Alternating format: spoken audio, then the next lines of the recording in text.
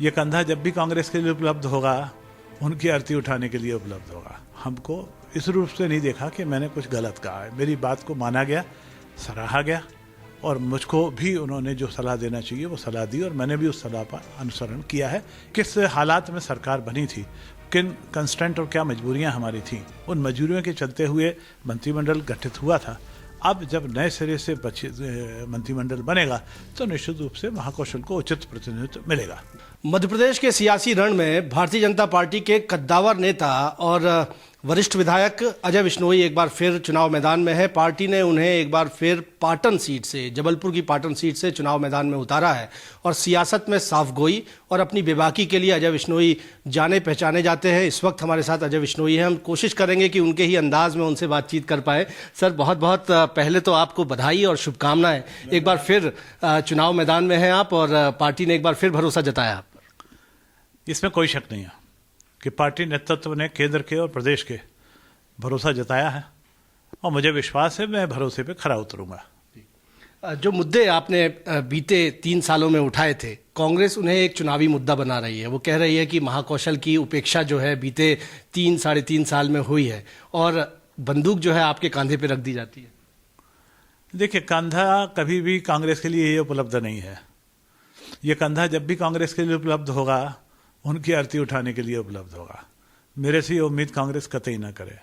रहा सवाल पार्टी के अंदर बातचीत करने का, तो जब जो मौका आया, जब जैसी आवश्यकता समझी, जैसा मेरे को लगा कि पार्टी को करना चाहिए, उस दृष्टिकोण से मैंने व्यक्तिगत रूप से पार्टी को सलाह दी। कई बार लिखित में दी, कई बार व्यक्तिगत रूप से दी, कई बार आप मीडिया के माध्यम से भी दी। मुझको ये कहते हुए प्रसन्नता है कि पार्टी ने कभी भी इस व्यक्ति को, हमको इस रूप से नहीं देखा कि मैंने कुछ गलत कहा है। मेरी बात को माना गया, सराहा गया, और मुझको भी उन्होंने जो सलाह देना चाहिए वो सलाह दी, और मैंने भी उस सलाह का अनुसरण किया है। इसीलिए दोबारा पार्टी ने मुझ पर विश्वास व्यक्त किया है। बेशक ये आंतरिक लोकतंत्र की खूबसूरती ही भाजपा की मानी जा सकती है कि आप आईना सत्ता और सियासत दोनों को दिखा रहे थे, लेकिन एक बार फिर आप चुनाव मैदान में हैं और उसी सीट से हैं। लेकिन आपको लगता है कि ये स्थितियाँ जो है महाकौशल को राजनीतिक प्रतिनिधित्व देने की, वो बदलेंगी इस चुनाव परिणाम के बाद? निश्चित रूप से बदलेंगे। जो पिछली बार की परिस्थिति थी 2020 की, वो सबको ज्ञात है कि किस हालात में सरकार बनी थी, किन कंस्टेंट और क्या मजबूरियां हमारी थीं। उन मजबूरियों के चलते हुए मंत्रिमंडल गठित हुआ था। अब जब नए सिरे से मंत्रिमंडल बनेगा तो निश्चित रूप से महाकौशल को उचित प्रतिनिधित्व मिलेगा। इधर महाकौशल पर विशेष सियासी जोर जो है दोनों राजनीतिक दलों का है। प्रधानमंत्री जी यहाँ पर आए थे अभी। राहुल गांधी ने एक सभा की शहडोल में, और प्रियंका गांधी भी मंडला में आदिवासी वोटर्स को साधने आ रही हैं। महाकौशल में आदिवासी वोट बैंक जो बीते चुनाव में दूर गया था, इस बार क्या उम्मीद कर रहे हैं आप सर, और इस प्रियंका गांधी के दौरे को लेकर क्या? देखिए, किस समय ध्यान का केंद्र सिर्फ महाकौशल नहीं है, पूरा मध्य प्रदेश है। हम अलग अलग अंचल में अलग अलग हिसाब से बातचीत कर रहे हैं। तो माननीय मोदी जी की लगातार आप विजिट देख रहे हैं। भोपाल में हुई, ग्वालियर में हुई, जबलपुर में हुई, है ना, लगातार विजिट चल रही है। हर एक अंचल में जाएंगे और हर एक अंचल को केंद्र में रखा जाएगा। इसी प्रकार कांग्रेस के लोग भी हर एक अंचल में जाने की कोशिश करेंगे। अलग से महाकौशल को इस विशेष रूप से स्पेसिफिकली कहा जाए, वो कहना ठीक नहीं होगा। रहा सवाल आदिवासी वोटों का, निश्चित रूप से आदिवासी वोटों पर फोकस विशेष रूप से भारतीय जनता पार्टी का है, और जिस प्रकार के उन्होंने उनको आगे सम्मान दिया है, उस सम्मान का प्रतिफल मिलेगा। आज मैं जब आदिवासियों के बीच में घूमता हूँ, अब जैसे ये 100 करोड़ की योजना रानी दुर्गावती के नाम पर लेके आई है, तो गौड़ समाज के जितने हैं उन सब में इतना ज़्यादा उत्साह है। मैंने भी अपने क्षेत्र में रानी दुर्गावती की मूर्ति स्थापित करी है, राजा शंकर शाह की मूर्ति स्थापित करी है, बड़ा देव का परिसर और क्षेत्रफल बनाया है। तो निश्चित रूप से स्वाभाविक रूप से उनका आकर्षण हमारी तरफ बढ़ गया, पार्टी की तरफ बढ़ गया जी। लेकिन इस बार जो गोंडवाना गणतंत्र पार्टी है वो बसपा से गठबंधन कर चुकी है, और इस बार कह रहे हैं कि कुछ हटकर चुनाव लड़ा जाएगा। सीटों का बंटवारा है, सभी एसटी सीटों पर जीजीपी के कैंडिडेट हैं, वहाँ बीएसपी एससी आरक्षित सीटों पर निशाना कर रही है। गठबंधन को किस तरह से देखते हैं, क्या असर करेगा? किसी भी पार्टी को चुनाव लड़ने से रोक नहीं है। वो आ रहे हैं मैदान में, आ जाइए। पर अब गोंडवाना गणतंत्र पार्टी ये ना मान के आए कि गौड़ सब उसके गुलाम हो गए हैं। आज गौड़ भी अपने हित को समझने लगा है, अपने सम्मान को समझने लगा है, और वो सम्मान दिया है उसको भारतीय जनता पार्टी ने। उसका हितलाभ हुआ है भारतीय जनता पार्टी से। इसलिए आज की तारीख में गौड़ समाज के लोग बड़ी तादाद में भारतीय जनता पार्टी के साथ में हैं। सर, इस चुनावी साल में देखते हैं तो धर्मपथ पर सियासत बढ़ती चली आई। तमाम राजनीतिक दल हो या प्रत्याशी हो या विधायक भी हों, वो धार्मिक कार्यक्रम करते आए। इसको किस तरह से आप इस बार चुनाव में देख रहे हैं? और वहाँ दिग्विजय सिंह भी गौरक्षा यात्रा में शामिल हो रहे हैं। ये देश सनातनी है, तो स्वाभाविक रूप से उस राह पर चलना ही होगा। नेता यदि उस राह पर चलते हैं तो कोई गलत काम नहीं करते हैं। तो मैं समझता हूँ कि आज चाहे कांग्रेस हो या बीजेपी, उसको इस राह पे चलने की मजबूरी, सब कोई मजबूरीवश चलता है, कोई आदतवश चलता है।